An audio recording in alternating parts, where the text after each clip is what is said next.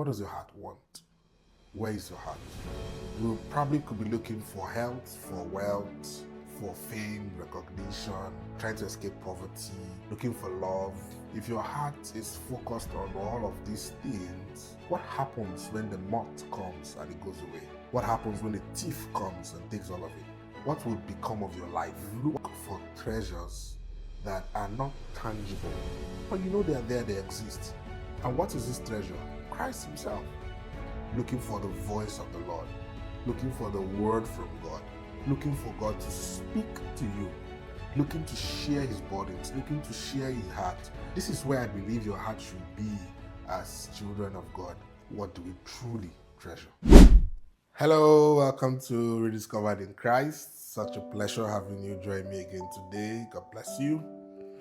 It's been a minute, and yes, it was intentional, and we thank God that we are back and that we can talk to you what He wants us to say to you. Today, I'd just like us to do some soul searching, to look inward and examine our hearts. Christ was talking to us about treasures, and He said, it's best you have your treasures in heaven where it cannot rust or the moths can eat it. And then He also said, where your treasure is, that's where your heart will also be. And so it got me thinking, what is He talking about? What was He trying to convey to us? And then it dawned on me that sometimes our priorities are not in the right place. And He's just trying to get us to straighten our priorities. And so I ask you today, what does your heart want? Where is your heart? What does your heart desire? What does your heart yearn for? What is that thing you are looking for? And if we're going to be honest, we probably could be looking for health, for wealth, for fame, recognition, trying to escape poverty, looking for love, looking to get married, looking for all the things that we need for life. And it's not wrong to look for these things, but that's not where our heart should be.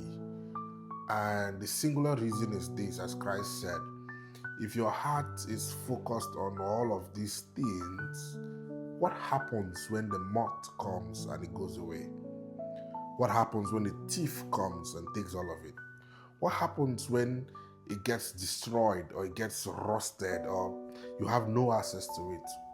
What will become of your life? What will be left? Would you have the will to live? Would you have the power to keep going on? What will happen to you? And that's why Christ is particular about this subject. If you make these things your treasure and you put all your heart there, you'll be left at the mercy of people, systems, or circumstances that can take these things from you. And when they've taken it from you, they've taken everything that you have. Why do you want to be at the mercy of these people?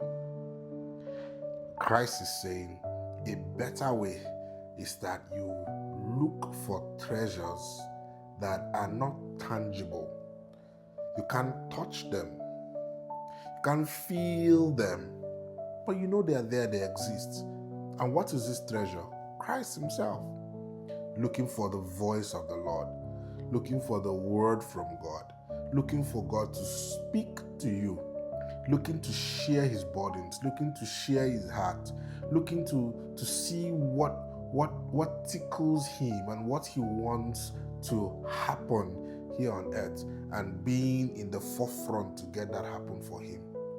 This is where I believe your heart should be as children of God, always seeking to hear the next word from the Master and having fast legs to stand up and go do all that He requires you to do. If this is what you treasure, even if you die, even if someone takes your physical body away, the person has not taken nothing from you, because in the end you'll be back with your Master.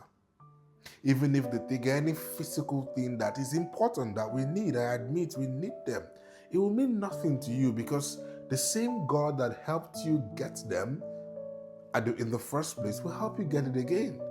Why?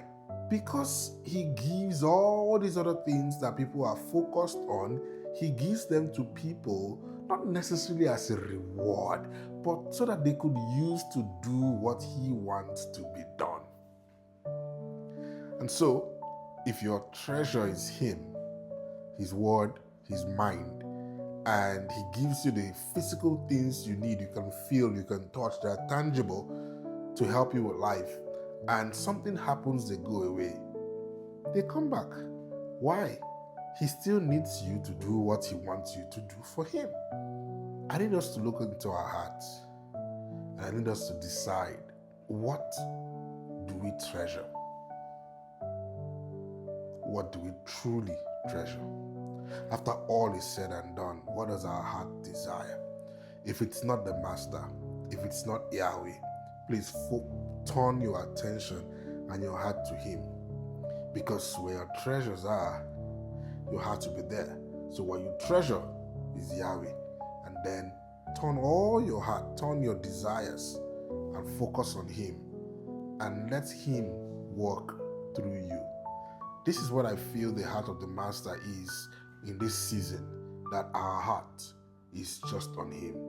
And that's why he said, my son, my daughter, give me your heart. That's all he's interested in.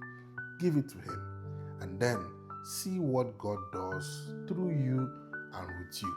He won't leave you alone. You won't also lack these things. He would find a way to get them your way. But that's not the focus, and that shouldn't be the focus.